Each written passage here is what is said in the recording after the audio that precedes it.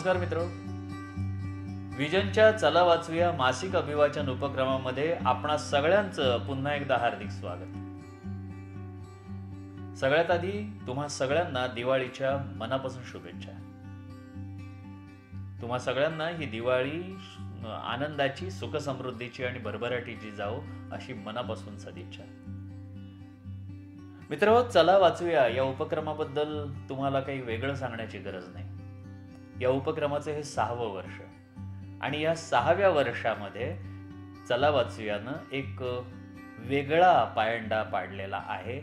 खरं तर हे 2 वर्ष डोक्यात होतं, पण त्या कारणानं ते मागे पडत होतं. पण यावेळी हे करायचंच अशा प्रबळ इच्छेनं या उपक्रमाला हात घातला आणि आज या इच्छेचं फलित तुमच्या समोर येत आहे. आज दिवाळी आहे, तसंच बालदिन सुद्धा आहे. आज 14 नोव्हेंबर आणि या बालदिनाच्या निमित्तानं चला वाचूयाचं बालकुमार विशेष अभिवाचन महोत्सव आपण 3 दिवस साजरा करतोय, 14, 15 आणि 16. जेव्हा हा उपक्रम करायचा विचार मनात आला तेव्हा नेहमीप्रमाणे 14 नोव्हेंबर आपण बालदिनाचा कार्यक्रम लहान मुलांना घेऊन लहान मुलांच्या साहित्यानं करूया एवढंच डोक्यात होतं. त्यानंतर मुलांचा प्रतिसाद खूप छान मिळाला. 2 दिवस आपण करूया, 14 आणि 15 नोव्हेंबर असं करूया. असं विचार करता करता काही मुलांकडून 2-2 अभिवाचनं आली आणि मग मात्र काल शेवटी ठरवलं की आपण 3रा दिवस करूया आणि म्हणून 14, 15 आणि 16 3 दिवस आपण हा बालकुमार विशेष अभिवाचन महोत्सवाचा आनंद घेणार आहोत. आणि मला वाटतं पालकांनी ज्या प्रकारे या उपक्रमाला सहकार्य केलेलं आहे, मुलांनी ज्या उत्साहानं या उपक्रमामध्ये सहभाग घेतलेला आहे, तर मला वाटतं हे या उपक्रमाचं यश आहे, फलित आहे. आणि ज्याच्यासाठी हा उपक्रम गेली अनेक वर्ष आपण चालवतोय त्याचं मला वाटतं हे यश आहे. आणि आपण म्हणतो की लहान मुलं सध्या काही वाचत नाही आहेत, मोठेच कुठे वाचत नाहीत, तर लहान मुलं काय वाचणार. पण या 3 दिवसाच्या अभिवाचन महोत्सवामध्ये तुमच्या एक लक्षात येईल की मुलं खरोखरच काय काय वाचतायत, कशा पद्धतीचं वाचतायत, किती वेगवेगळ्या प्रकारचं वाचतायत. या निमित्तानं या मुलांकडूनच आपण जाणून घेऊ की मुलांच्या वाचनाच्या आवडीनिवडी आजच्या घडीला काय आहेत. आणि बालदिनाच्या निमित्तानं हा अशा पद्धतीचा उपक्रम, अशा पद्धतीचा कार्यक्रम करण्यासाठी ऐन दिवाळी असताना सुद्धा मुलांनी उत्साह दाखवणं, त्यांच्या पालकांनी उत्साह दाखवणं हे मला वाटतं फार महत्त्वाचं आहे. या संपूर्ण कार्यक्रमाचं समन्वयन केलंय आमची मैत्रीण अस्मिता पांडे हिनं. आणि त्यानंतर अनेक काही US मधून, रत्नागिरी, पुणा या ठिकाणाहून जी काही मुलं सुचवली गेली, सांगितली गेली, तर त्याच्यासाठी आमच्या रत्नागिरी आर्ट सर्कलच्या दीप्ती कानविंदे, पुण्यात चला वाचूया ज्यांनी सुरुवात केली, पुण्यात चला वाचूयाच्या उपक्रमाची, त्या रश्मिता शहापूरकर आणि आमची US एक मैत्रीण मोहना जोगळेकर, प्रसिद्ध लेखिका, यांनी या उपक्रमाला खूप सहकार्य दिलं. आणि यांच्या माध्यमातून सुद्धा खूप उत्तम मुलं यामध्ये सहभागी झालेली आहेत.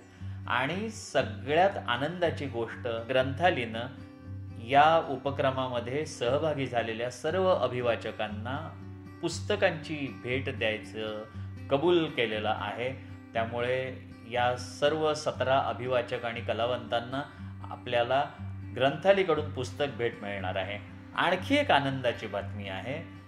मराठी अस्मिता कल्चरल फाउंडेशनच्या वतीनं मराठी अभिमान गीत, आपल्या सगळ्यांना माहिती आहे की मराठी अभिमान गीत, लाभले आम्हास भाग्य बोलतो मराठी, तर या मराठी अभिमान गीताची CD आपल्या या सर्व अभिवाचक कलावंत मंडळींना द्यायचं सुद्धा मराठी अस्मिता कल्चरल फाउंडेशननं मान्य केलेलं आहे. या दोघांचेही मी आभार नाही मानत, खरं विजनकडे आभार मानण्याची पद्धत नाही, हे सगळे आपलेच माणसं आहेत, पण नक्कीच ऋणात राहू इच्छितो. कारण या अशा माणसांच्या मदतीमुळे, सहकार्यामुळे, पाठिंब्यामुळे आपण काहीतरी करू इच्छितो, आपल्याला आणखी बळ येतं काहीतरी करायचं. तर पुन्हा एकदा या सगळ्यांचं मी स्वागत करतो.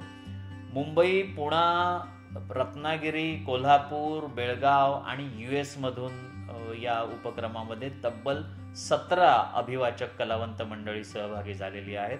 आणि आता पुढले 3 दिवस तुम्ही रसिक प्रेक्षक आणि आमची सगळी बाल अभिवाचक कलावंत मंडळी यांच्यामध्ये आम्ही कोणीही मोठे येणार नाही आहोत, पण या उपक्रमाला आत्तापर्यंत तुम्ही जसा प्रतिसाद दिला तसाच प्रतिसाद यानंतरही पुढल्या काळामध्ये द्यावा. जेवढा म्हणून हा उपक्रम पसरवता येईल तेवढा लोकांपर्यंत हा पसरवावा. या मुलांच्या निमित्तानं तर आपण पसरवणारच आहोत. तुमच्या अन्य परिचयातल्या लहान मुलांपर्यंत, बच्चे कंपनीपर्यंत हा उपक्रम पोहोचवा आणि नक्की कमेंटमध्ये प्रतिसाद द्या. कसा वाटला, काय करायचंय, आणखी तुम्हाला कोणालाही काय करायचं असेल तरी सुद्धा आम्ही नेहमीच सांगतो की तुम्हालाही कोणालाही काही करायचं असेल तर व्हिजनची दारं नेहमीच खुली आहेत. अशा उपक्रमांसाठी हे व्यासपीठ सदैव तयार आहे. तर पुन्हा एकदा आपणा सगळ्यांचं हार्दिक स्वागत. तर मित्र, चला मजा घेऊया.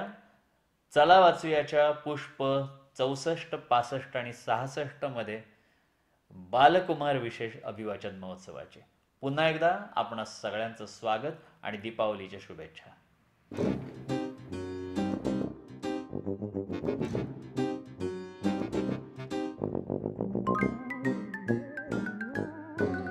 नमस्कार मंडळी, सगळ्या मोठ्या मंडळींना नमस्कार आणि आमच्या छोट्या मोठ्या मित्रमैत्रिणींना हाय हॅलो. आज व्हिजन प्रस्तुत चला वाचूया ह्या उपक्रमात बालकुमार अभिवाचन विशेष या भागात आम्ही काही जण सहभागी झालोय. आम्हाला खूप भारी वाटतंय, मस्त वाटतंय. एरवी काही जणांना प्रश्न पडतो की मुलं काही वाचतात का, काय वाचतात, काय होणार त्यांचं नाही वाचलं तर, वगैरे वगैरे. आम्ही सुद्धा वाचतो, खूप वाचतो, प्रयत्न करतो. आम्हालाही आवडतं वाचन.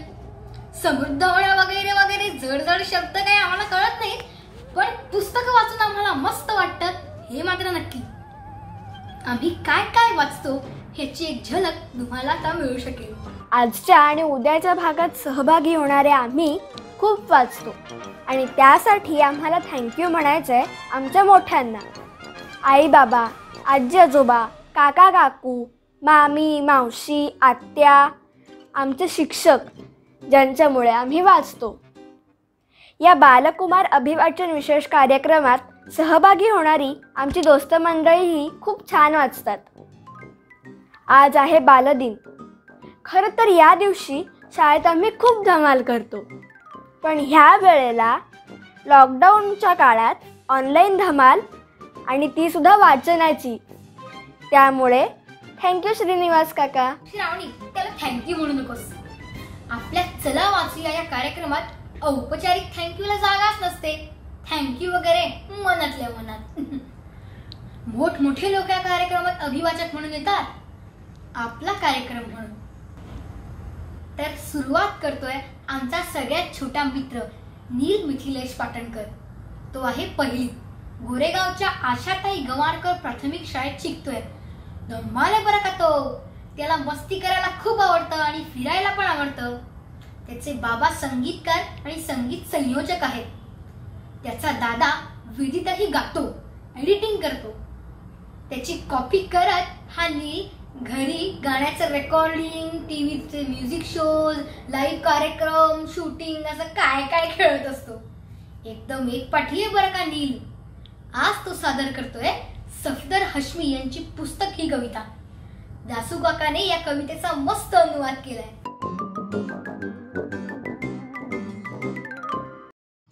नमस्कार, माझं नाव नील मिथिलेश पाटणकर.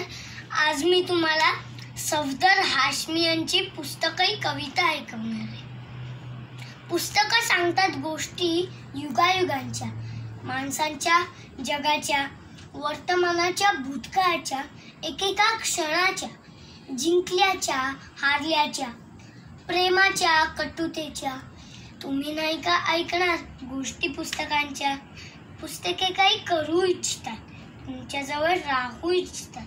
पुस्तकात पाखरं चिवचिवतात, पुस्तकात आखरं सळसळतात, पुस्तकात निर्जर गुणगुणतात, पुस्तकं परिकथा ऐकवतात. पुस्तकात रॉकेटचे तंत्र आहे, पुस्तकात विज्ञानाचा मंत्र आहे.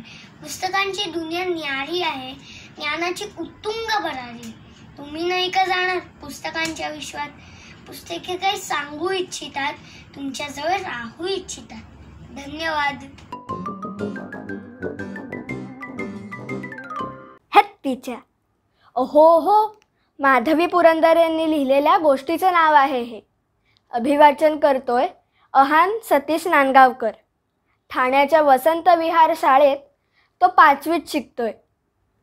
अहानला स्केचेस करायला खूप आवडतात. तो व्हिडिओसुद्धा करतो. आता तर त्याने यूट्यूब चॅनल सुरू केलं आहे, स्टोरी मोड स्टुडिओज नावाचं.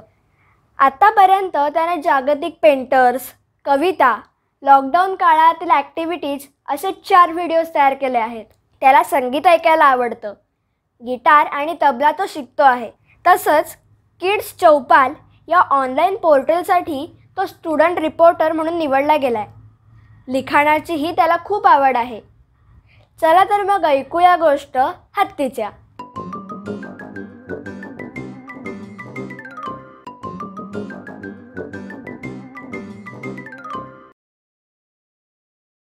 हाय, मी आहे अहान नांदगावकर. मी Vasant Vihar high school junior college 5वीमध्ये शिकतो. आज मी तुम्हाला माधुरी पुरंदरे यांची हत्तीच्या नावाची गोष्ट सांगणार आहे. आई म्हणाली, ही बघ तुझ्यासाठी छोटी छत्री. आरवने विचारलं, कशाला छत्री? पाऊस पडतो ना, म्हणून बाहेर घेऊन जायला, म्हणजे तू भिजणार नाहीस. पाऊस तर पडतच नव्हता, मग छत्रीचं काय करायचं? आरवने छत्रीला टेकत आजोबांसारखं चालून पाहिलं. टक टक टक. आरव पलंगावर चढला आणि म्हणाला, निळू, आम्ही विमानात बसलोय. हा आमचा पॅराशूट आहे. आम्ही आता उडी मारणार आहोत. बघ हा, 1 2 साडे माडे 3. अर्र. पॅराशूट गेला उडत उडत कुठेतरीच. आरव एकटाच खाली पडला. धडम. आईने विचारलं, काय हो चाललंय इथे? आरव म्हणाला, हा आमचा तंबू आहे आणि आम्ही आतमध्ये झोपलोय. तुला यायचंय? आई म्हणाली, ये आरव, आपण गंमत करूया. आरव म्हणाला, निळूला पण ये म्हण. आई म्हणाली, निळू तू पण ये.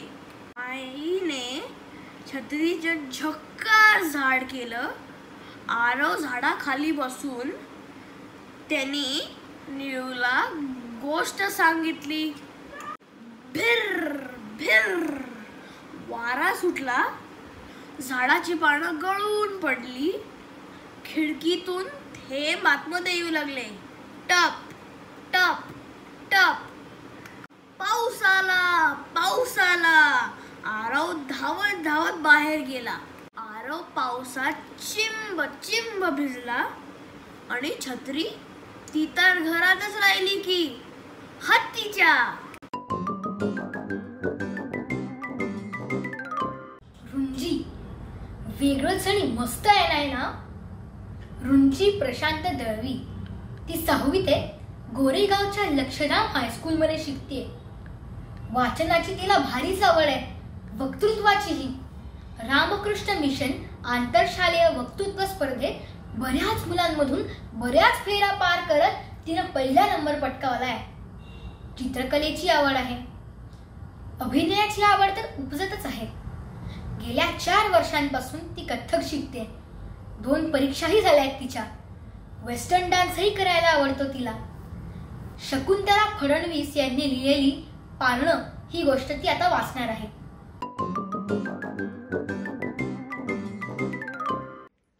नमस्कार, मी रुंजी दळवी आणि आज मी तुम्हाला शकुंतला फडणवीस यांची पारणे नावाची एक गोष्ट सांगणार आहे. हे काय, आज पुन्हा घेवड्याचीच भाजी?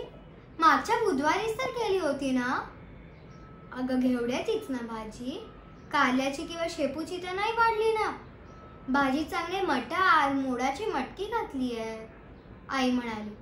खरं तर तिला माझा रागच आला होता, पण उगा जेवणाच्या वेळेस कटकट नको म्हणून ती आपलं समजुतीनं बोलत होती इतकंच. पण मी मात्र भाजीला हातही लावला नाही. ए अनिता, नखरे पुरेत हा, म्हणे घेवड्याची भाजी आवडत नाही. आणि काय ग, पुलावात असतेस तो खाते ना मटा तेव्हा चालतं वाटतं. इथे आमचे बंधुराज अभय दादा, दादागिरीची संधी तो कसली सोडतो. पण मी पण काही कमी नाही या. मी म्हणाले, ए दादीतल्या, तू नकोसा चुंबडेपणा करूस, पुलावाची गोष्टच वेगळी. अनिता, आधी वाढली आहे तेवढी भाजी मुकाट्यानं संपायची, सगळ्या भाज्या खाव्यात बेटा. आता बाबांनी समजून सांगितलं तर त्यांच्यापुढे कोण काय बोलणार. मी आपली मान डोलावली तरी तोंडातल्या तोंडात थोडी पुटपुट केलीच. आमच्या आवडीची भाजी तर कोणी करतच नाही. आता माझी आवड म्हणजे काय तर बटाटा, फक्त बटाटा. कोबी किंवा फ्लावर चालतो मला कधी कधी, पण बाकीच्या भाज्यांची मात्र कीप सेफ डिस्टन्स. तसंच संध्याकाळी, मला संध्याकाळी काहीतरी खमंग खुसखुशीत असं लागतं. शेवपुरी, बटाटे वडा, रगडा पॅटीस. यावर आई म्हणायची, असे अटाटीचे पदार्थ रोज कोण करणार आणि ते पोटाला तरी सोसायला हवेत की नाही. मग ती समोर पोहे, उपमा, साबुदाण्याची खिचडी असे सोपे प्रकार आणून ठेवायची. हे पाहिल्यावर माझ्या कपाळावर आठी. मग शेवटी तिने मनाशी काय ठरवलं कोणास ठाऊक, पण ती सगळं माझ्या मनासारखंच करायला लागली. सगळं माझ्या कलेनं घेऊ लागली. मग ती त्रिकाळी वेगळ्या मेनू, मासिकात छापून आलेल्या विविध पाककृतीही ती तयार करू लागली. त्यासाठी तऱ्हेतऱ्हेच्या तयार मसाल्यांची पाकिटं, chilli sauce, mayonnaise sauce, vinegar यांच्या बाटल्याने स्वयंपाकघरातलं कपाट भरूनच गेलं. माझी तर नुसती चंगळच चालली होती. पण हे सगळे लाड मात्र घरातच. शाळेत मात्र आई पोळी भाजीचाच डबा द्यायची. काय करणार, शाळेचा नियमच तर होता ना तसा. पण तरी आई आवर्जून बटाट्याचीच भाजी द्यायची. बाबाने विचारलं का, तर म्हणायची, आवडते ना तिला तर खाऊ दे तीच भाजी. मग 12-15 दिवस असेच गेले. मग मात्र हळूहळू मला थोडं कंटाळा येऊ लागला. सारखे आपले उत्तप्पे, पुरी भाजी, पाव भाजी.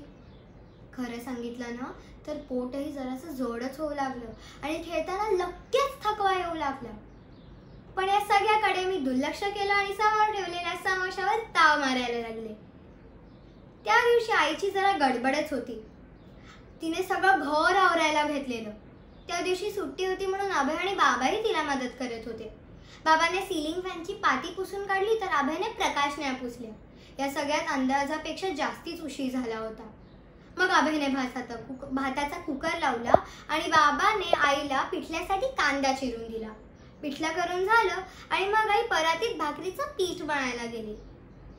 मी हे सगळं पाहत होते. मी एकदम गोंधळून गेले. आई, बाबा, दादा मी त्यांच्या जेवढ्यात घेत नाही असं मला वाटू लागलं. मी एकदम अस्वस्थ झाले.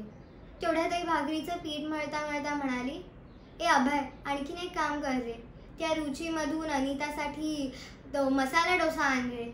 नको, मी जवळजवळ किंचायलेच. नको, मग इडली सांबार किंवा पुरी भाजी सांगू का, आईने अगदी निर्विकारपणे विचारलं.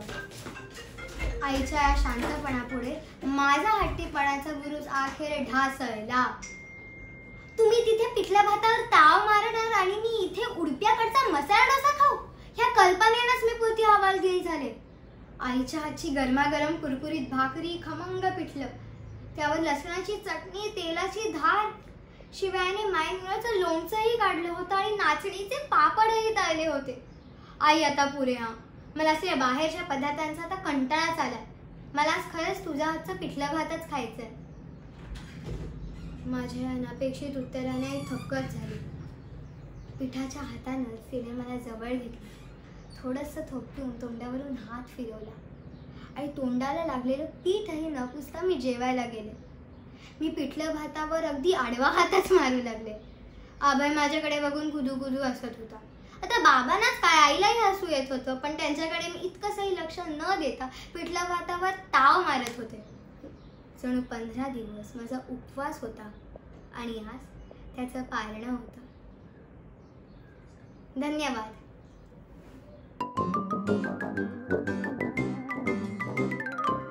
आमचा पुण्याचा मित्र ओजस अभिजित काणे. तो 8वीत आहे आणि त्याच्या शाळेचं नाव आहे न्यू इंडिया स्कूल. अगदी शांत पण मनमिळावू स्वभाव आहे त्याचा. त्यामुळे मित्रपरिवार हा मोठा. तो उत्तम गातो, टेनिस शिकतो आणि उत्तम खेळाडूसुद्धा आहे. तो वाचणार आहे सुधा मूर्तींनी लिहिलेली इंग्रजी गोष्ट ग्रँडमाज बॅग ऑफ स्टोरीज या पुस्तकातली.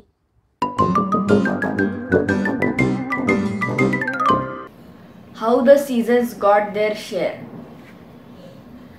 God stepped back and looked happily at the earth he had just created. He had filled it with humans, animals, trees, and seas, and it looked a wonderful place to be in. But something was missing.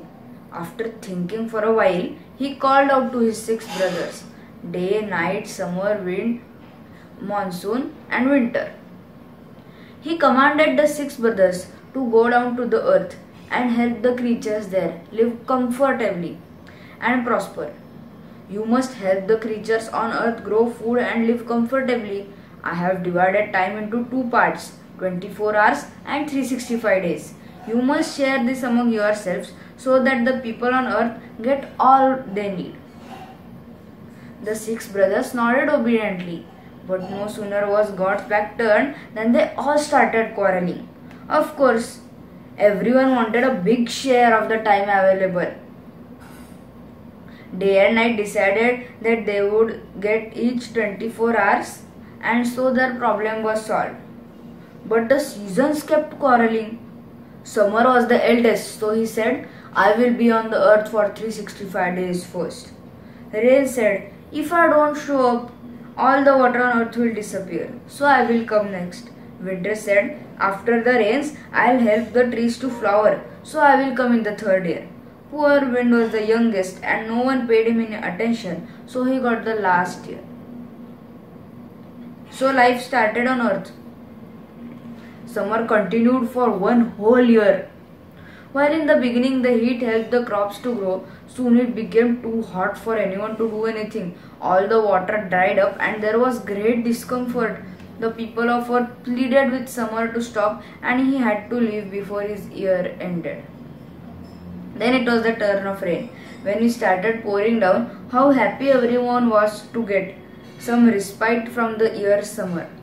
But soon the lakes, ponds, rivers, oceans all filled to the brim and started overflowing. The crops got spoiled in the rain and there was nothing for anyone to eat. When people prayed for him to stop, he had to step aside for winter. With relief, people greeted winter. Now there was neither the scorching sun nor the pouring rain. But when day by day went by like this, they started falling sick from the constant cold. The plants started dying because of less sunshine. At the people's request, winter too had to stop. Now it was the turn of Wind. Within a few days of his constant huffing and puffing, people were scared to step out anywhere. Trees were uprooted and roofs of houses went flying and there was chaos all around. The brothers realized what they had done would displease God mightily. So they decided to change their ways. Instead of taking each a year, they decided to share 1 year among each other. But again, Wind, being the youngest, got left out and got no time for himself. During summertime, people sowed their crops and waited for the rains. Rain came with loads of water, but there was no wind to distribute it equally. Some parts of earth got buckets of rain and other parts none at all. Now everyone realized that Wind was as important. They called out to him and he finally agreed to do his work. But he did not get a separate time for himself. He was allowed to blow all through the year. So in summer he blew and helped reduce the heat. During the rains he blew the clouds from one place to another and took rainwater everywhere. In winter he still blew and made it even colder. Now everyone on earth was happy and the 6 brothers learned to share their time. Thank you.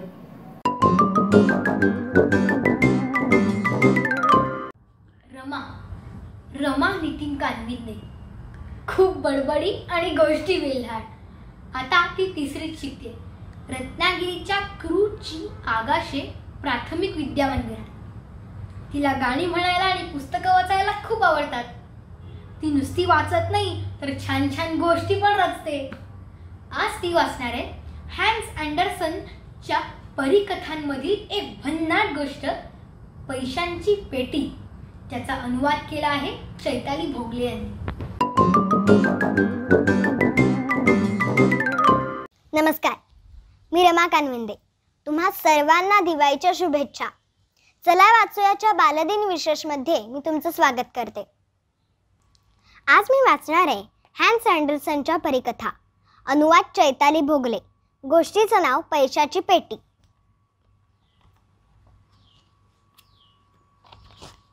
खेळण्यांच्या त्या खोलीत जिथे खूप सारी खेळणी जमिनीवर विखरून पडलेली होती, तिथे पैशांचं एक मडकं उंच कपाटावर उभं होतं. मातीच्या त्या बंद मडक्याला कुंभारानं डुकराचा आकार दिला होता. त्या डुकराच्या पाठीवर नाणी टाकण्यासाठी एक खाच होती. मोठ्या नाण्यांबरोबरच नोटाही आत जाव्यात म्हणून मागाहून कोणीतरी ती खाच सुरीनं आणखी रुंद बनवली होती. त्या गरगरीत डुकराच्या पोटात नाणी इतकी खच्चून भरलेली होती की आता त्यांची खुळखुळही ऐकायला येईनाशी झाली होती. एखाद्या पैशाच्या मडक्यासाठी ही म्हणजे उत्तम कामगिरीची कमालच म्हणायला हवी.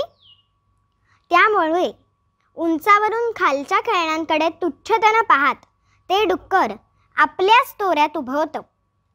मनात आणलं तर ती सगळीच्या सगळी खेळणी आपण विकत घेऊ शकू हे त्याला चांगलंच माहीत होतं. त्यामुळे स्वतःच्या नजरेत त्याची किंमत बरीच वाढलेली होती. बाकीची खेळणीही त्याला मोठीच आसामी समजायची, पण त्याबद्दल उघडपणे कुणी काही बोलायचं नाही. बोलण्यासारखे आणखी कितीतरी विषय त्यांच्याकडे होते. त्या दिवशीही असंच झालं. अर्धवट उघड्या खणातून डोकावणाऱ्या कापडाच्या मोठ्या बाहुलीनं हाक मारून सगळ्यांना बोलावलं. ही बाहुली आता बरीच जुनी झाली होती आणि मानेकडे उसवल्यामुळे तिला शिवून दुरुस्त करण्यात आलं होतं, पण अजूनही ती छान दिसत होती. आपण माणूस माणूस खेळायचं? खेळण्यासारखा म्हणाल तर फक्त तेवढाच एक खेळ आहे, ती म्हणाली. यावर सगळ्या खेळण्यांनी मिळून एवढा गलबला केला की भिंतीवरच्या कोरीव कामाच्या तसबिरी सुद्धा काय चाललंय ते पाहायला वळल्या. त्या नादात त्यांची उलटी बाजू सगळ्यांना दिसली.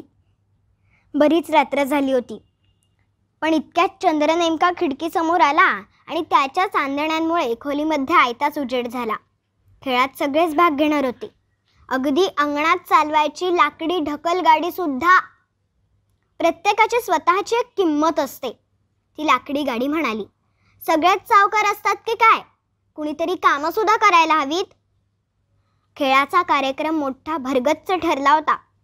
कळसूत्रीच्या बाहुल्या एक छोटंसं विनोदी नाटक सादर करणार होत्या.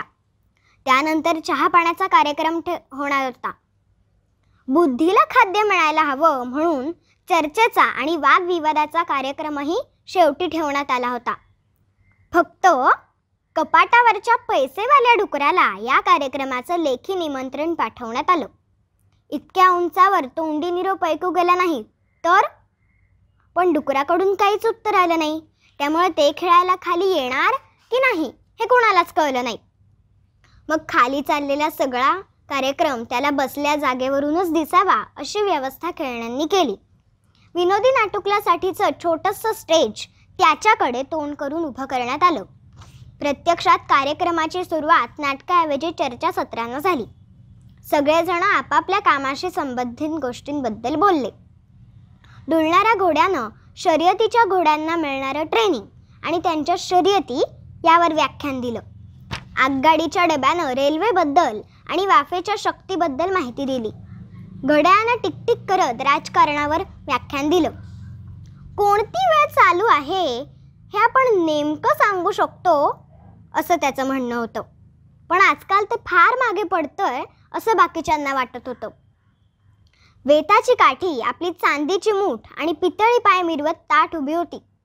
सोफ्यावर भरतकामानं नटलेल्या 2 छानशा पण मठ्ठ उषा बसल्या होत्या. चर्चासत्र संपलं तशी नाटक सुरू होण्याची वेळ झाली. प्रेक्षकांना नाटकातली एखादी गोष्ट आवडली तर त्यांनी टाळ्या वाजवून आणि आवाज करून कलाकारांना प्रोत्साहन द्यावं असं आवाहन करण्यात आलं. आपण फक्त लहान मुलांसाठी टाळ्या वाजवतो, वय झालेल्यांसाठी नाही.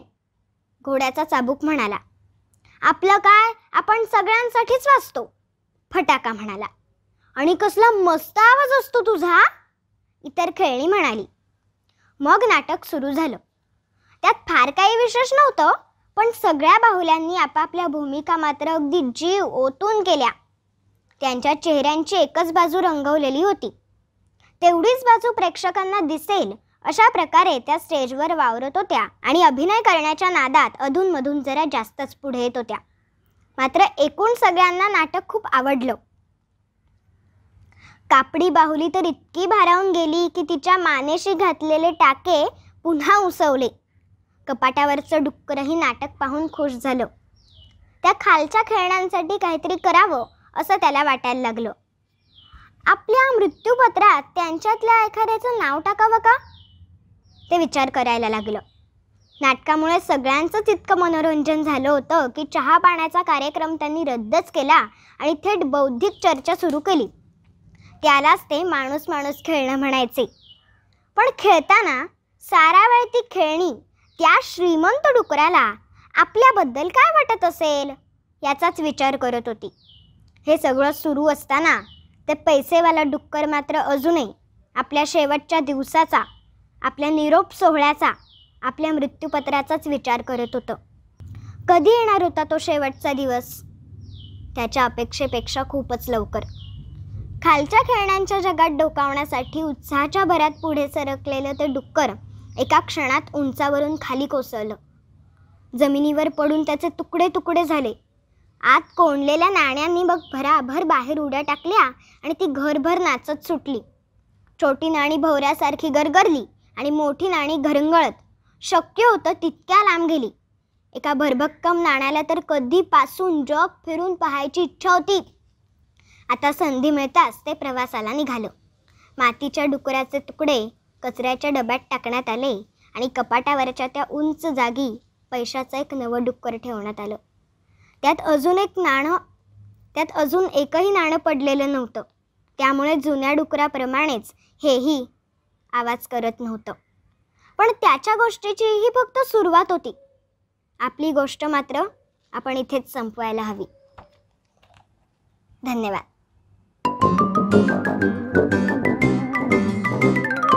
अन्वई दासू वैद्य ही आमची औरंगाबादची एक मैत्रीण. ती पोद्दार इंटरनॅशनल स्कूलमध्ये इयत्ता 7वीत शिकते.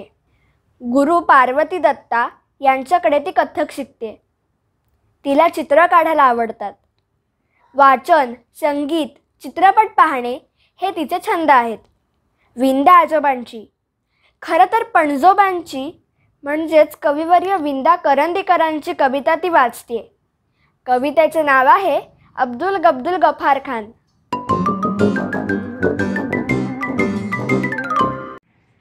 नमस्कार, मी अन्वई दासू वैद्य.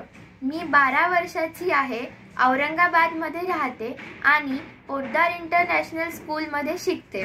आज मी तुमच्या सगळ्यांसाठी बालदिनाच्या निमित्ताने विंदा करंदीकरांची अब्दुल गब्दुल गफार खान ही कविता सादर करत आहे. कवितेचं नाव अब्दुल गब्दुल गफार खान. अब्दुल गब्दुल गफार खान दिसतो कसा गोरा पान, हसता हसता पडते टोपी, चालता चालता जातो झोपी.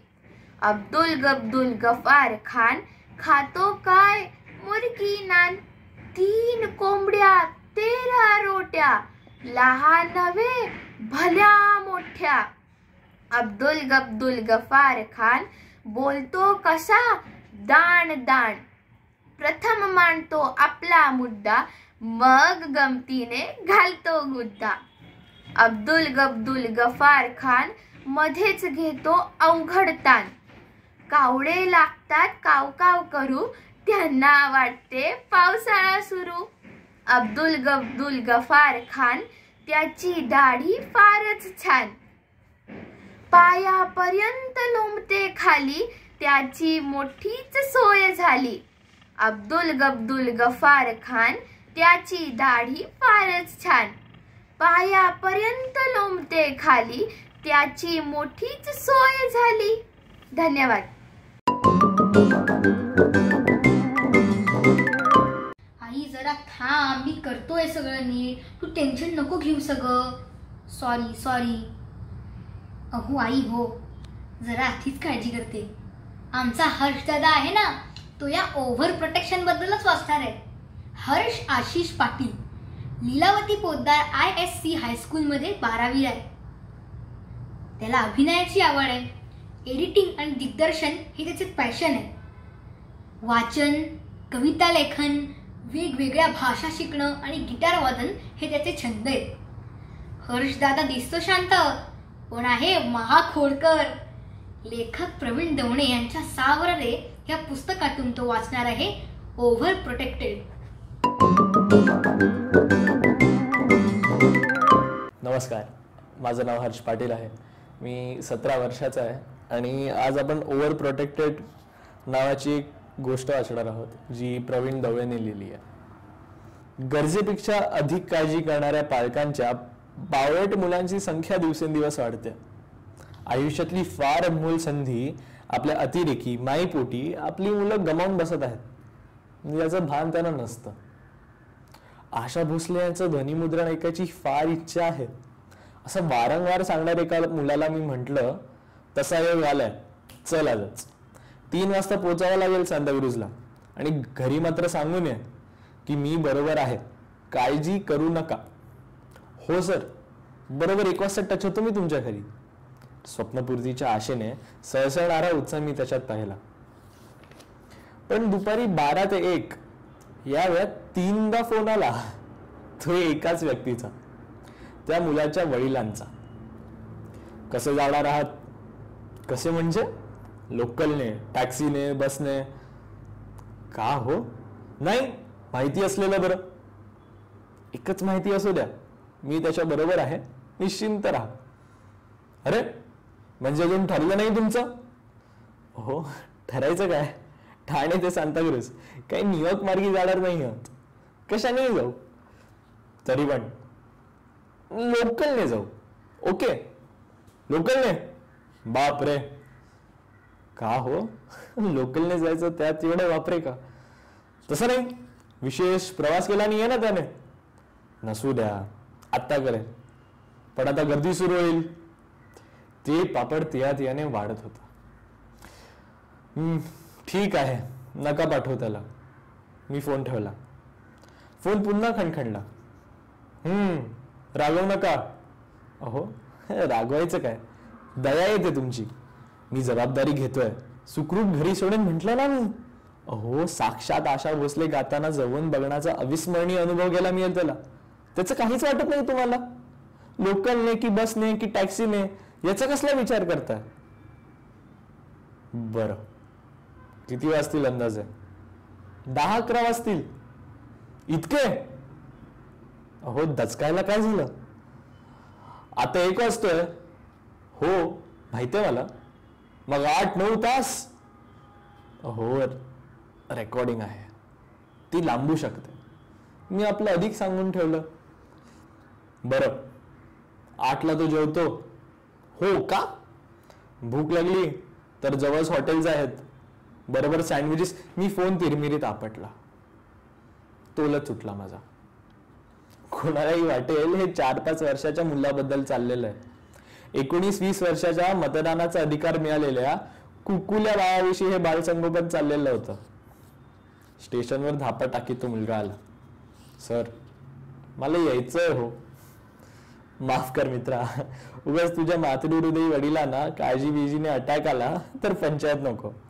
मला नाही नेता येणार तुला. पुढे जाणाऱ्या गाडीतही भिजलेल्या त्या पापण्या अस्वस्थ करीत राहिल्या. वेगवेगळा प्रवास, धडाकेबाज गिर्यारोहण, कॅम्प्स, सहली या सर्वातून जीवनाचा एक रियाज होत असतो. हे अनेक पालकांना कळतच नाही. क्वचित होणारी दुर्घटना नियम होऊन जाते. धास्तावून अनेक सक्षम तरुणांना दुर्बळ केलं जातं. केवळ मुलं जिवंत राहण्याची काळजी करणारे अनेक पालक असतात, पण समृद्ध करणारे फार थोडे असतात. भयगंडाचा हा काळोख पुढल्या पिढीवर अलगद पोचवला जातो. परीक्षा सुरू होण्यापूर्वी नमस्कार, प्रार्थना, डोळे मिटून इष्ट देवतेचे स्मरण, या गोष्टी मी समजू शकतो. पण एकदा अजबच दृश्य पाहिलं. पर्स मधून तीनदा उडीची पुडी सोडून कपाळाला लावणारी विद्यार्थिनीही पाहिली. हाताला कंप सुटलेला, आत्मविश्वास पूर्ण गमावलेला. तासाभरात 10-12 वेळा तरी ती उडीची पुडी कपाळाला लावायची, उरलेली बोट जिभेने चाटायची. आता थोडी कृपा पोटात सुद्धा जायला हवी ना. मी म्हंटल, अगं पेपर कोराच राहिला तर उदीचा चमत्कार घडणार नाही, नापास मात्र होशील, नीटली बघू. एवढी घाबरतेस मग कॉलेजमध्ये तरी एकटी कशी येतेस? खाली आई आली आहे ना.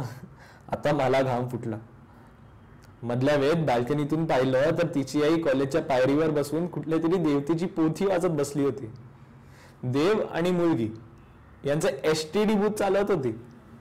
मनात आलं कुठे कुठे लेकीच्या बरोबर येईल ही. पालकांच्या वात्सल्याची ही टवाई आहे, असं कृपया समजू नका. हे मुळी वात्सल्यच नाही, अस्तित्वाची भयगंडाने आलेली विकृती पाय रोवून जगणाऱ्या तारुण्याला ही विकलांग करते. एकीकडे 20व्या वर्षी अपंगत्व आलेले हॉकिंग सारखे शास्त्रज्ञ आपल्या ब्रह्मांडव्यापी जिद्दीने आपलं संशोधन जगापुढे मांडतात, आणि दुसरीकडे जिद्दीतच कणा मोडून निरोगी पाळलेला काही पालक कायमचे अपंग करतात. बुद्धिमान तरुणांना अशाच वेळी सतत सावधान व्हायला हवं. स्पष्ट शब्दाने त्यांना समजून सांगायला हवं. नात्याचा सन्मान ठेवून पंखातलं बळ गमावलं जाणार नाही इतपत बंड उभारायला हवं. एकदा का कोणतरी काळजी करतंय याची सवय लागली की स्वतःचं सामर्थ्य कधी आजमावलंच जात नाही. मनगटातलं, मनातलं, संवेदनामधील कणखर क्षमता कधी पणालाच लागत नाही. अति काळजी वाहू पालक ज्या गोष्टीला घाबरतात तीच गोष्ट चौपट वेगाने घडते. पाल्याचा विनाशच उद्भवतो. म्हणूनच समर्थ कर्तृत्वाने त्यांना सांगायचं असतं की घरापलीकडे ही जग आहे, आणि जिवंत राहण्याहूनही अर्थपूर्ण जगणं ही आमची गरज आहे. धन्यवाद. मोंटुकले दिवस हे माझं आवडीचं पुस्तक आहे, आणि सईताई त्यातला भाग वाचणार आहे. ये मज्जा. सई अजयपूरकर. सईताई 12वी कला शाखेत आहे. पुण्याच्या फर्ग्युसन महाविद्यालयात शिकते. ऐकूया तिचं अभिवाचन.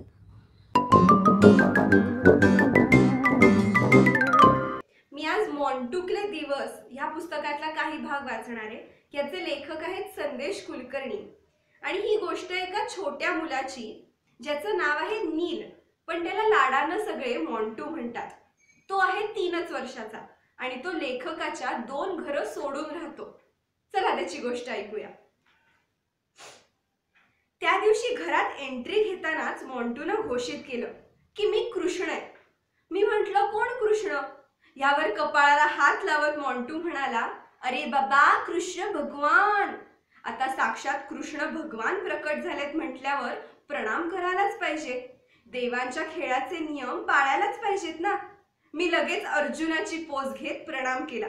कृष्णानं मला आशीर्वाद देत युद्धनीती समजवायला सुरुवात केली. नवगीताच म्हणा. तर हा युद्धाचा खेळ असा असणार होता. मोंटुकला कृष्ण कालिया मर्दनाचा प्रसंग खेळणार होता, आणि मी तो टीव्हीवर बघायचा असा त्यांनी मला आदेश दिला. अच्छा, तो आप टीव्ही के भगवान है, मी पृच्छा केली. ह्यावर मला सांगण्यात आलं की आत्ता तो मोंटू आहे, पण टीव्ही ऑन केल्यावर तो कृष्ण भगवान होणार होता. मग माझी ट्यूब पेटली. मला लक्षात आलं की अलीकडे टीव्हीवरती कृष्णाची ॲनिमेशन मालिका चालू आहे नाही का, त्याचाच हा परिणाम. मी छुक असा साऊंड इफेक्ट देत टीव्ही सुरू केला, आणि मोंटू अदृश्य होऊन कृष्ण प्रकट झाला. नुसता प्रकट झाला नाही काही, तर डायरेक्ट ऍक्शन मध्येच घुसला. धावत येऊन त्या नंदलालानं कॉटवर सूर मारला आणि निश्चित पडला. बिलकुल नो हालचाल. हे काय झालं असावं अशी माझ्या मनातली शंका अंतर्ज्ञानानं ओळखून देवानं पालथ पडूनच मला सांगितलं की कॉट म्हणजे नदी आहे, आणि तो या नदीत लपून बसलाय, आणि मी त्याला कृष्णा कृष्णा असं हाक मारत शोधायचं. प्रामाणिक शंका उपस्थित केली. मी हा प्रसंग टीव्हीवर बघतोय ना, मग मी बाहेर असताना टीव्हीतल्या त्या प्रसंगात कसा काय जाऊ? भगवंतांच्या सगळ्या शंकांचं निरसन करण्यासाठी त्यानं क्षणभर विचार केला आणि म्हणाला, चलेगा. मग मी निशंक मनानं टीव्हीत घुसलो आणि हाका मारत कृष्णाला शोधायला लागलो. कृष्णा, कुठेस रे? किधर हो कृष्णा? ह्यावर पालथं पडून कृष्ण माझं शोधणं कौतुकानं पाहत होता. अचानक स्प्रिंग सारखं ताडदिशी उठत भगवान म्हणाले, यडोशा भी उसे ढूंढने आती है. मी कन्फ्यूज, यडोशा कोण है? भगवंताला माझ्या अज्ञानाची कीव आली आणि संस्कृत मधील गीता ज्याप्रमाणे ज्ञानेश्वरांनी सामान्य जनांसाठी मराठीत लिहिली, त्याप्रमाणे माझ्यासाठी म्हणून भगवंतांनी यडोशा ह्या गूढ शब्दाची फोड करून सांगितली. अरे, मेरे घर में जैसे मेरी माँ है ना, वैसे किसना की माँ, यडोशा. माझं हसू दाबत मी म्हणालो, अच्छा अच्छा, यशोदा. अरे नाही बाबा. भगवंतांचा पारा तर चढला आणि प्रत्येक शब्दावर जोर देत तो म्हणाला, यडोशा. बाकी कोणी कलाकार त्यावेळी या प्रसंगात नसल्यानं मीच यडोशा झालो आणि कृष्णाला शोधायला लागलो. मधूनच मी इतर गावकरी पण होत होतो आणि यडोशेच्या आवाजात आवाजही मिसळत होतो. कृष्णा, कृष्णा, किधर हो कृष्णा? नदीच्या तळाशी लपून बसलेल्या कृष्णाला हा त्याचा घेतला जाणारा शोध भारी आवडत होता. मग त्यांनी सांगितलं, आता यडोशा रडायला लागेल. मी कृष्णा कृष्णा अशा आर्त स्वरातल्या हाका मारल्या आणि रडत रडत डोळे पुसले. पालथा पडलेला कृष्ण हे बघून आनंदी झाला. आपल्यामुळे कुणीतरी रडतंय ही भावना त्याला सुखावून गेली. बराच वेळ विव्हळल्यावर मी भगवंताला प्रकट होण्याची विनंती केली. अखेर भक्त पुरेसा दीन झालाय हे बघून कमरेवर हात ठेवून किसनराव अवतीर्ण झाले. यडोशा आणि सर्व जमलेले गावकरी म्हणजे मीच यांच्या आनंदाला उधाण आलं. किसना गया, किसना गया असं ओरडून आकाश दणानून सोडलं. आपल्या भक्तांच्या प्रेमवर्षावामुळे खुश झालेले लॉर्ड कृष्णा कालिया नागावर तुटून पडले. उषा फेकत, चादरी अस्ताव्यस्त करत त्यांच्यात आणि कालियात चांगलीच जुंपली. मग कृष्णानं त्या नागाची शेपटी पकडली आणि गरागर हात फिरवत ती फेकून दिली. जगातला फास्टेस्ट बॉलर सुद्धा इतका फास्ट हात फिरवत नाही. मग त्यांनी त्या नागाला एकदम दूर टाकून दिलं आणि कमरेवर हात ठेवून भगवंतांची स्टँडर्ड पोज घेतली. मी त्यांना विचारलं, तो नाग परत तर नाही ना येणार?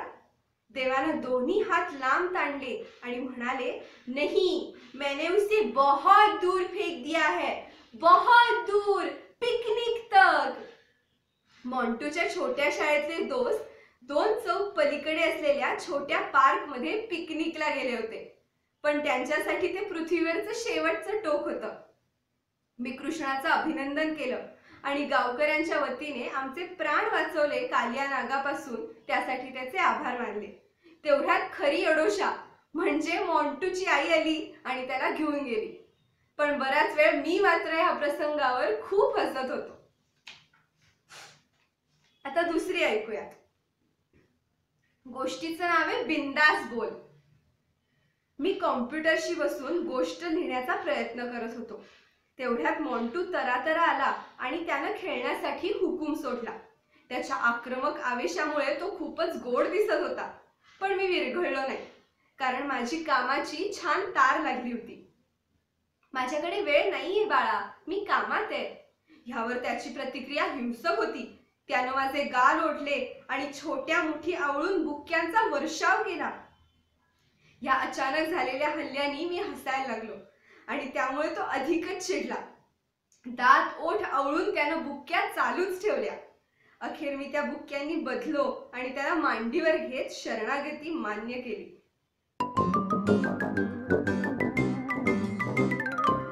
ओमकार, बरेच नवीन ड्रेस घेतलेले दिसत आहेत दिवाळी आणि बालदिनाच्या निमित्ताने.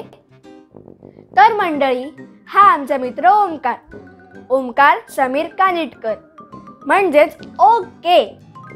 ठाण्यातल्या युरो स्कूलमध्ये तो 5वीत शिकतो आहे. 2018 मध्ये कलर्स मराठीवरील सूरनभ ध्यास नवामध्ये टॉप 17 मध्ये तो होता.